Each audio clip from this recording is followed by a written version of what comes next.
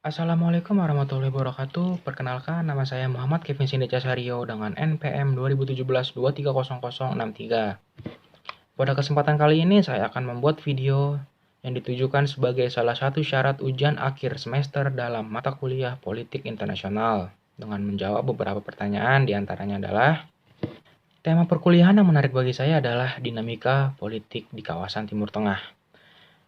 Timur Tengah sendiri dapat dikatakan sebagai tempat kelahiran peradaban dunia yang mewariskan kekayaan budaya dan sumber daya alam tentunya.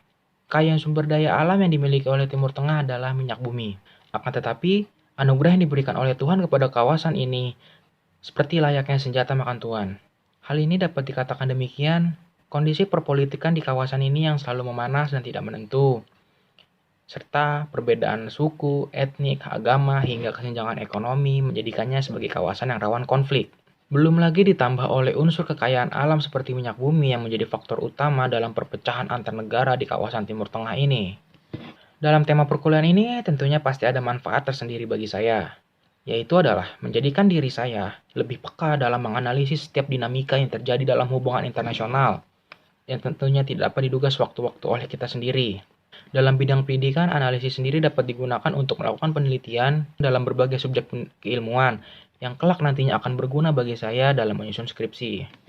Kemudian relevansi tema perkuliahan ini terhadap kehidupan saya. Sebagai manusia, tentunya kita merupakan makhluk sosial yang tak pernah lepas dari kehidupan orang-orang di sekitar kita. Seperti halnya kawasan Timur Tengah yang terdiri dari beberapa negara. Tentunya kita pun bertempat tinggal pasti memiliki tetangga yang harus kita hargai dalam menjaga hubungan baik dan tidak mencampuri urusan hidup satu sama lainnya.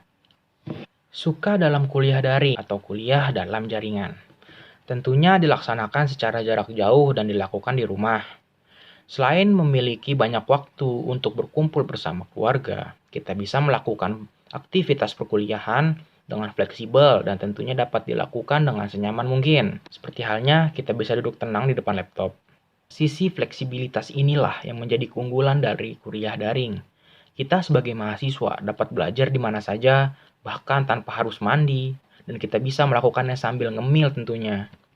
Hal-hal seperti inilah yang saya rasakan dalam kuliah daring selama masa pandemi. Ada suka, tentu ada duka yang kita rasakan selama kuliah daring di masa pandemi ini. Perkuliahan yang awalnya dilakukan secara tatap muka di kelas yang besar, tiba-tiba harus berubah menjadi sebesar layar laptop. Tentunya hal ini menghalangi kita sebagai makhluk sosial yang setiap hari harus dinamis dalam bersosialisasi. Penyampaian materi yang terkadang tidak sampai dan rasa jenuh yang muncul selama kuliah daring menjadi penghalang semangat dalam kita melakukan kegiatan belajar mengajar.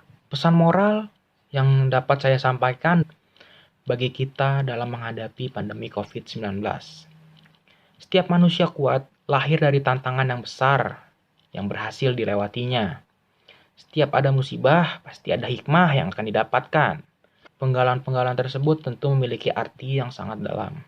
Seperti kita manusia yang diuji oleh pandemi COVID-19. Keberhasilan kita dalam melewati ujian ini tentu tidak lepas dari bagaimana sikap kita dalam menjalaninya. Dengan berhentinya hiruk-pikuk kehidupan manusia di dunia ini, tanpa kita sadari bumi yang kita tinggali selama ini dapat beristirahat dan memulihkan kondisinya yang sudah rusak parah. Kemudian yang terakhir adalah bagaimana saya melihat diri saya 5 tahun ke depan. Hidup merupakan sebuah bentuk berproses dalam diri, berproses dalam pendewasaan diri, dan berproses dalam menggapai impian. Tentunya saya memiliki cita-cita ke depannya, yaitu memiliki usaha dalam biro perjalanan dan wisata, atau yang kita kenal sebagai travel agent, yang tentunya dapat mengatur dan menyelenggarakan perjalanan orang-orang. Mulai dari kelengkapan perjalanan dari suatu tempat ke tempat lainnya tanpa mengenal batasan negara. Selain cita-cita yang saya impikan, tentu saya memiliki impian lainnya, yaitu menjadi manusia seutuhnya, yang dapat berdampak positif terhadap orang-orang yang berada di sekitar saya dari apa yang saya lakukan. Karena pada prinsipnya sebaik-baiknya manusia adalah manusia yang dapat berguna bagi orang lain. Sekian video dari saya, kurang lebihnya mohon maaf. Wassalamualaikum warahmatullahi wabarakatuh.